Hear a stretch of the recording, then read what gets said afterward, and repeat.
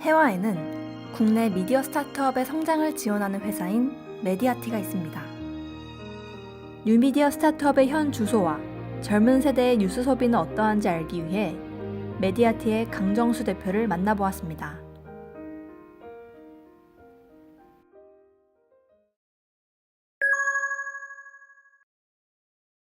이 서비스가 유니크하게 해결해 주려고 하는 문제가 무엇인가? 유니크하게. 그러니까 예를 들면 이것이 없다라면은 레가시 미디어나 전통적인 미디어에서는 도대체 채워줄 수 없는 이 문제에 대한 솔루션은 무엇인가? 예를 들면 저도 다페이스 분들한테 얘기하지만 단순하게 페미니즘을 할 거면 여성신문에 가도 되거든요. 굳이 여성신문을 가지 않고 창업을 한다는 것은 여성신문과 다르게 페미니즘의 문제를 본다는 거고 그 문제를 해결하기 위한 다른 접근을 시도하고 있다는 것을 증명해야 되고 보여줘야만 될 수 있다는 거죠. 그렇기 때문에 저희가 가장 보는 것은 이것이 어떤 이용자들의 어떤 프로블렘을 해결하려고 하는가. 여기서 어떤 이용자라는 것은 타겟 오디언스라고 저희는 정의하는데요. 6천만 국민을 위해서 5천만 국민을 위해서 무언가를 만든다는 건 넌센스라고 생각이 들어요. 스타트업이 몇백 명의 조직을 갖고 있는 언론사도 제대로 못하는 전 국민을 대상으로 하는 것은 좀 불가능하다고 보고요.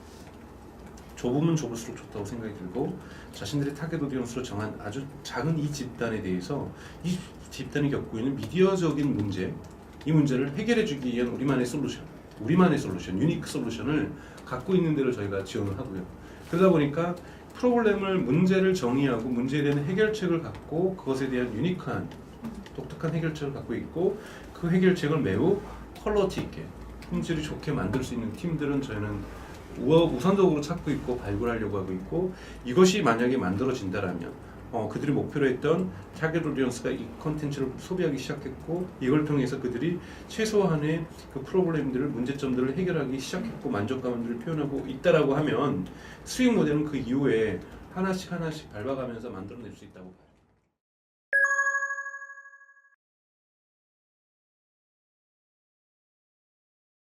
그러니까 특정 20, 30대라고 저는 동질감이라고 너와 나는 친구야. 저는 이런 세상은 끝나야 하고 이미 끝났다고 저는 생각이 들어요. 각각의 그룹핑이 돼야 되는 거죠. 이코노믹 컨디션이 어떤지, 컬처럴 컨디션이 어떤지 이런 그룹핑이 돼야 된다고 저는 생각이 들어요. 고금은 씨 GP저스는 구글 뉴스랩 하기 전부터 저랑 만났었고 제가 한번 정치 뉴스를 한번 해볼 거로 추천을 했었고 그때 얘기했던 건 뭐냐면 10대 후반과 20대 초반에 즐길 수 있는 뉴스가 정치 뉴스가 없다. 한번 해보는 게 좋지 않겠느냐. 본인은 그래서 그렇게 해보겠다, 만들어보겠다, 만들으셨고 우리가 투자하겠다, 같이 해서 조금 더 키워보자, 뭐 이런 식으로 성장시켜보자, 이런 식으로 해서 지금 G픽처스가 나왔다고 보거든요. G픽처스는 유튜브 구독자 수 24만 명을 보유하고 있는 뉴미디어 스타트업입니다. 여러 콘텐츠 중 범근 뉴스는 젊은 세대에게 인기를 끄는 시사 콘텐츠인데요. G픽처스의 국범근 대표를 인터뷰했습니다.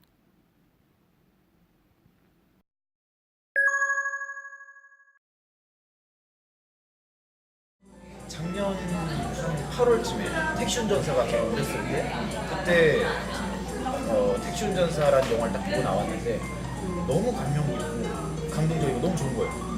그래서 제 친구들한테 너네 택시 운전사 봤냐 이렇게 물어봤더니 걔네들도 봤대요. 걔네들도 너무 감동적이고 뭐 감명 깊고 너무 좋은 영화라고 막 계속 칭찬을 하는데 근데 결정적으로 걔네가 가지고 있는 결핍이 택시 운전사가 너무 재밌고 좋은 영화인 건 알겠는데 그리고 보면서 많이 울었는데 저게 도대체 어떤 역사적 사건인지 정확히 알지 못한다는 거예요, 자기들이. 5.18 민주화운동이 정확히 어떤 역사적 맥락 위에서 벌어진 사건이고 저게 우리 역사 속에서 어떤 의미를 가지고 이런 거에 대해서는 자기들이 아는 바가 지금 없으니 영화를 보는 내내 좀 답답했더라는 거죠. 속 시원하게 더 좀 알려줬으면 좋겠는데 영화에서는 그런 내용이 뭐 자세히 담겨있는 것도 아니고 그 얘기를 듣고 나서 지금 이 사람들이 필요로 하는 건 배경과 맥락에 대해 이해겠구나 라는 것이 느끼겠고 그때부터 이런 배경과 맥락에 대해 친절히 설명해주는 컨텐츠를 만들어야겠다라고 다짐을 하고 그때부터 지금의 컨셉을 그때부터 적용을 해서 컨텐츠를 만들어 오기 시작한 것 같아요.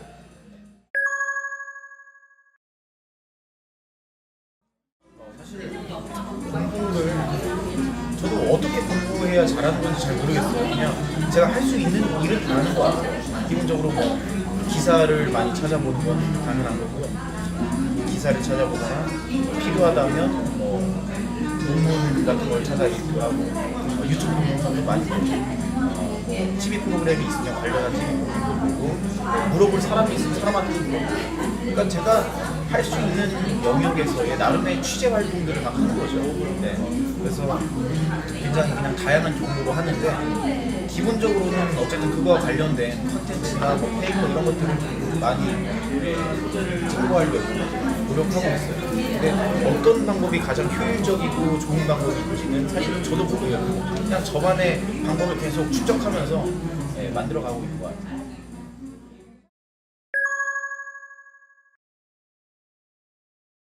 최대 일주일을 넘지 말자. 기획 단계에서부터 발행까지 최대 일주일로 잡고서 만드는 것이 일반적입니다. 그래서 딱 정해진 발행 주기는 없지만 지금 일반적으로 한 일주일 정도의 기간이 자연스럽게 발행 주기가 지금 맞춰지고 있거든요. 그걸 더 땡기려고 하는 게 지금 제가 가지고 있는 목표고 아무튼 요즘 만드는 영상 기준으로는 한 일주일 정도. 그러니까 20대에는 어떤 콘텐츠에 관심이 있다라고 그 연역적으로 이렇게 다 그냥 얘기를 하기는 좀 힘들지만 적어도 제가 경험한 바에 의하면 제 채널을 기준으로만 그냥 말씀드리면 20대는 확실히 적어도 시사 이슈에서만큼은 니즈는 너무 많아요. 네. 지금 이 세상 속에 벌어지고 있는 일들, 어떤 일들이 지금 벌어지고 있는지에 대한 정보를 알고 싶은 욕구는 대단히 크지만 그 큰 욕구에 맞춰서 친절하게 알려주는 그 친절함이 부족했다라는 거죠. 지금까지 그 미디어들이 친절함을 갖추는 데에 실패했기 때문에 지금 결과적으로 이게 외면하는 결과로 나타나고 있다고 저는 생각하거든요. 그래서 지금 특히나 시사 이슈 같은 경우에는 그냥 파편적인 정보 전달만의 기능을 넘어서 이게 어떤 의미를 가지는지 배경과 맥락에 대한 이해를 지금 굉장히 갈구하고 있는 것 같고 또 그 소식과 정말 그 뉴스와 내 삶과의 연관성은 무엇인지 그 연관성을 확인하는 효능감에 굉장히 굶주려 있다는 생각을 했어요. 그래서 그 두 가지를 어떻게 충족하느냐에 따라서 10대, 20대 독자들이 호응하냐 마냐 거기에 달려있는 문제인 것 같고 그런 어떤 그들의 그 니즈를 파악하지 못하고 그냥 막연히 시사 20대, 10대만을 위한 시사 콘텐츠를 만든다라고 접근을 해서 막 왜 뉴스를 전달할 때 최대한 그냥 빠르게 그냥 편집만 하고 혹은 뭐 신조어 넣고 급식체 쓰고 이런 방법론적인 제스처가 모든 것이 방법론적인 제스처가 굉장히 결정적인 것이라고 생각하는 경향들도 있는데 반드시 그건 아닌 것 같아요. 본질적인 측면 이들이 정말로 지금 원하는 거 배경과 맥락에 대한 이해 그리고 내 삶과의 연관성을 확인하는 효능감 이게 저는 본질적인 측면이라고 보고 콘텐츠 항상 그런 것을 반영하려고 노력하고 있습니다. 신조가 그거죠. 친절해야 된다. 네. 친절해야 된다는 거고 친절함이라는 게 단순히 어떤 뭐 말투에서의 친절함, 뭐 어휘를 선택할 때 아니면 그 애티튜드 그러니까 외적으로 보이는 그 애티튜드에만 국한된 일은 아닌 것 같고 어떤 관점으로 접근을 하냐의 차이인 것 같아요.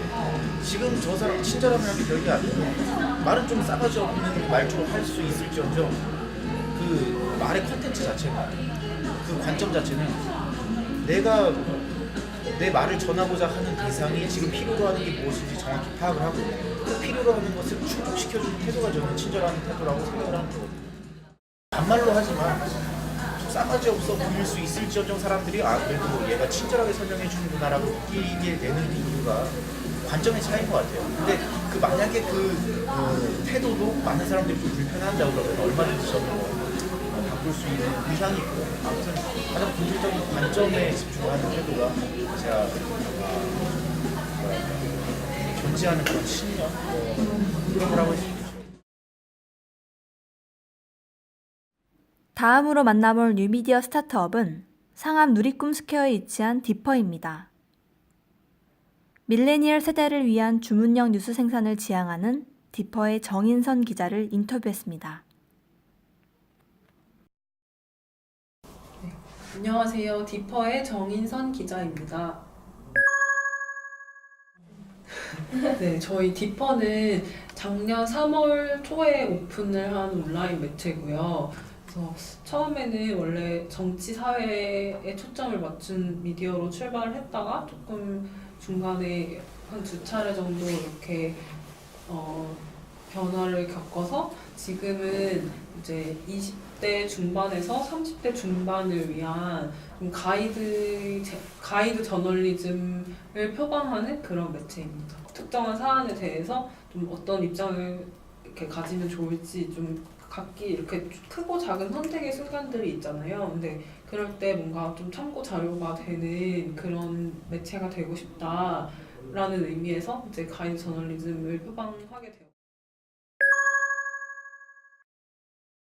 타겟을 이렇게 선정한 이유는 그러니까 다른 매체들, 다른 미디어 스타트업들도 대부분 비슷할 것 같은데, 그러니까 여기 질문에도 있지만 좀 밀레니얼 세대가 읽을 만한, 그러니까 정말 내 얘기를 한다고 느낄 만한 매체가 많이 없었던 것 같아요. 그래서 저는 개인적으로 정치외교학과를 나왔고 정치와 관련된 활동들도 많이 한 편인데도 좀 처음에 이제 기자가 되려고 딱 준비를 시작을 했을 때 신문을 펼쳤을 때 정치면 기사 읽기가 되게 어렵더라고요. 그래서 왜 어려울까 생각을 해봤더니 되게 이거는 우리나라의 좀 특수성 때문일지도 모르겠지만 굉장히 뭐 정당 안에 계파도 되게 다양하고 뭐 정당 이름도 되게 자주 바뀌잖아요. 그렇기 때문에 앞에 역사를 잘 모르면 그러니까 최소한 앞에 한 2, 3년 정도 신문을 안 읽던 사람이 갑자기 내가 한번 사회에 관심을 가져볼까? 하고 신문을 읽기 시작하면 절대 그 맥락을 따라잡을 수가 없더라고요. 근데 그때는 아무리 그래도 내가 대학에서 4년이나 정치학이라는 걸 공부를 했는데 내가 공부를 헛한 게 아니라면 이게 내가 문제가 있는 게 아니라 좀 이런 신문들이 좀 문제가 있는 게 아닐까라는 생각을 하게 됐고 이제 그때부터 뭐 저는 좀 비슷한 생각을 가진 친구들하고 같이 뭐 이제 좀 정치 기사 모니터링이라고 해가지고 좀 그러면 우리가 생각하는 좋은 정치 기사는 뭐 어떤 기사일까 해서 여러 가지 기준을 세워보고 그 기준에 맞는 기사들을 좀 추려서 큐레이팅 하는 걸 먼저 조금 해봤었어요. 디퍼를 시작하기 전에. 그래서 좀 그런 활동들이 좀 쌓여갖고 그러면 한번 내가 이제 뭐 비평만 할 게 아니라 한번 직접 만들어 보고 싶다는 생각도 조금 하던 차에 마침 이제 메디아트에서 좋은 제안을 해주셔서 매체를 직접 시작을 해보게 됐습니다.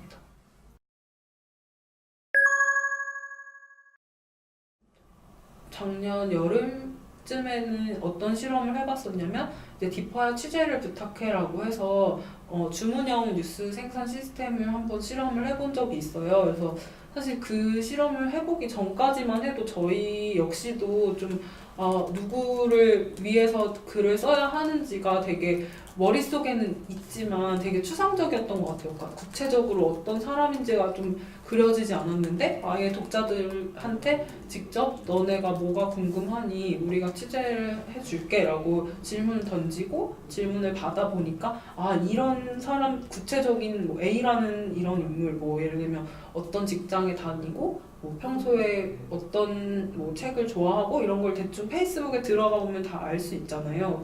그래서 이런 사람들은 이런 주제를 궁금해하는구나를 그때부터 좀 저희도 고민을 하게 되는 계기가 됐었던 것 같아요. 별로 내 얘기라고 느껴지지 않아서 관심을 갖기 어려운 것 같아요. 근데 전 일단은 그렇게 사회에 무관심한가? 라고 생각하면 별로 그렇지 않은 것 같거든요. 사실 페이스북만 들어가도 다들 기사를 읽으면서 놀잖아요, 그 안에서. 근데 다만 그 정말 내 얘기다 싶어서 공유할 만한 기사가 없을 뿐이지. 그래서 저희 같은 경우에는 뭐 예를 들면 좀 질문을 많이 던지려고 하는 편인 것 같아요. 그러니까 제 헤드라인도 원래 기성 언론의 문법에서는 헤드라인에 물음표를 단다는 건 되게 금기시되는 일이라고 하더라고요. 왜 그런지는 잘 모르겠지만 근데 저희는 뭐 경비 아저씨가 퇴근하는 걸 본 적이 있나요? 이렇게 질문을 던지면 다들 사실 자기가 꼭 아파트에 살지 않더라도 한 번쯤은 생각해 볼 만한 질문이긴 하잖아요. 그래서 좀 최저임금 인상이라는 그런 이슈도 약간 이런 식으로 좀 독자들이 한 번씩은 공감해 볼 법한 그런 질문을 던지면서 이렇게 시작을 하면은 좀 사람들이 관심을 갖는 경우가 많고, 네, 그렇더라고요. 미국의 뉴미디어 스타트업은 어떠할까요? 워싱턴에는 작년 1월에 런칭한 신생 뉴미디어 기업인 악시오스가 있습니다. 매달 800만 명 이상의 독자가 웹사이트를 방문하고 있는데요. 악시오스의 편집장 니콜라스 존스톤을 만나 좀 더 자세한 이야기를 나누었습니다.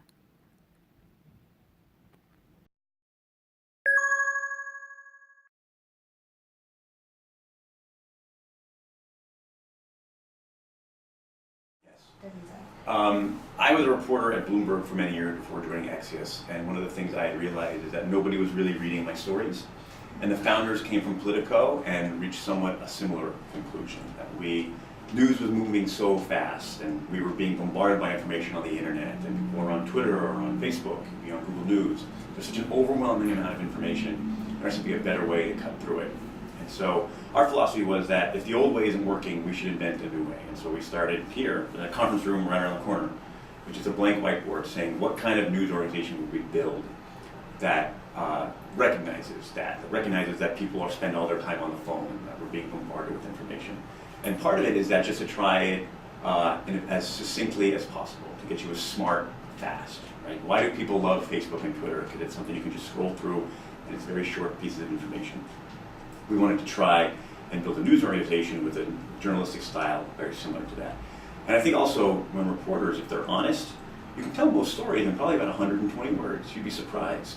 A lot of the conventions for writing 800 words or 1,000 words, those are 150 years old, and we thought they were due for a change. I wake up super early, so we have people up very early, about 4 or 5 in the morning, to begin with newsletter preparation. The first newsletters go out sometime around 6, and so we'll spend most of the morning, the news desk will be sending newsletters, and I'm sort of helping to read and edit and sort of keeping an eye on things. We'll usually do twice a week a midday story meeting to talk about sort of what we're planning on for the day. We're still growing, so I spend a lot of time thinking about hiring, sort of interviewing other reporters, interviewing editors, sort of talking about what kind of coverage areas we need. I spend some time, but my managing editors do probably more of it, talking with reporters about what they're working on and sort of bringing up story ideas.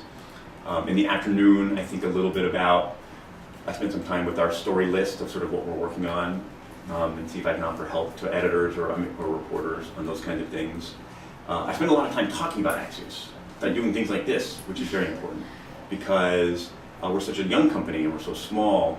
I think an important thing is to sort of tell our story, to talk about what Axios is and why Axios exists, because it's very important to reach those new audiences. And then sometimes I go on TV. I'll do that right after this. We do television interviews, me or the reporters talking about our stories. I think that's another very important way to sort of just get the name out. And then I go home, I don't know, at night. We have an afternoon newsletter that goes at Axios AM in the morning, Axios PM, which are our main ones in the evening. That goes around 4 or 5. And I usually spend the evening sort of thinking about what we're going to be doing tomorrow, like sort of trying to plan ahead for the schedule to make sure we've got everything set up. And then there's often late breaking news, so I'm usually online forever.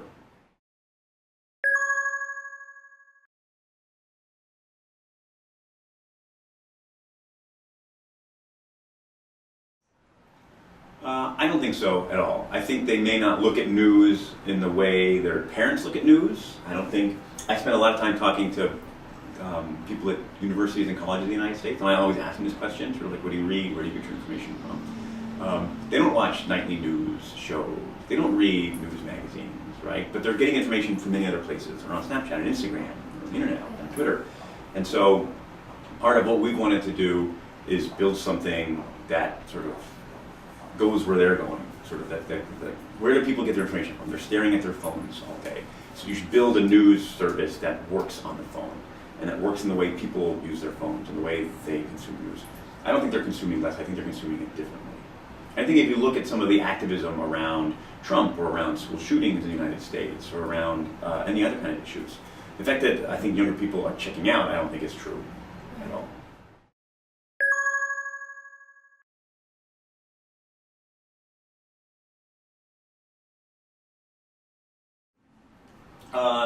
Yeah, I mean, it's not like a separate process. It's just sort of the standard sort of rigor of a journalist, right? If we see the president say something, we fact check true. We know that.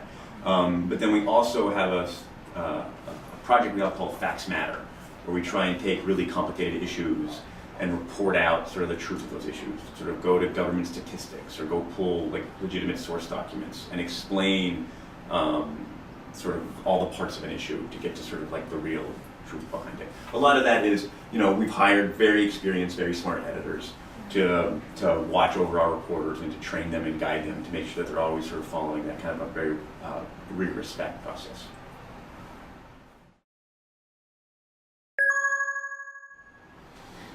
Goals? I'll tell a story. So before we had a name Axios, we had a Gmail account that was nextgreatmediacompany@gmail.com. That was what Jim Van de Eye, our founder and CEO, picked. I think that speaks to sort of our ambitions, and that even from the very, very beginning, we thought we had an idea for doing journalism differently, and we thought it would be a big idea for doing journalism differently. And what I really like about how we're growing and exploring is that we started in politics, which we knew very well. Like, I have many years of experience in politics, so do the founders and many of our reporters. And we think it's worked. We think we've done an okay job on that. And so now we can take that Axios model, this Axios idea and style, and see if it works in other coverage areas. That's what was fun with doing Future of Work in science, right? Can we do this kind of journalism on topics we don't know anything about and just hire people and see if it works? And it does work. And so now I'm very excited and optimistic about trying it on many, many other topics. We just launched world coverage in January, and we're bringing in outside voices to sort of write in our style, and I think that's been really rewarding. And if it keeps works, there's no, soon we'll have Axios South Korea, I hope.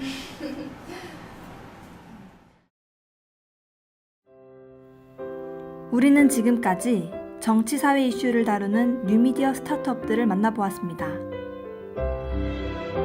많은 뉴미디어 스타트업은 지금 이 순간에도 다양한 분야에서 성장하고 있습니다.